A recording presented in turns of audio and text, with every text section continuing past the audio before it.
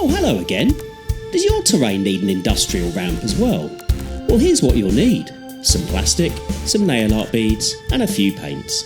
Draw around your area on the plastic. I'm going to mark out this side section as well. Cut your shape out, score the side section, snap and tidy up with a file. Make sure it fits, adjust if necessary. Glue the ramp in place, glue the side section in place. Now I'm creating a filler piece and attaching it to the underside of my terrain. Mark out where the bolts will go with super glue. I've got a bit overboard here, so I'm going to mop up some of that excess glue, but don't worry, we've got plans for that texture later. Add your nail art beads. Base in your stripe colour. Red ones go faster, right? 2 or 3 coats should do it. Mark out your hazard stripes with dots. Join the dots and fill the gaps. A little back and forth to get it right is fine. Add your scratches and chipping.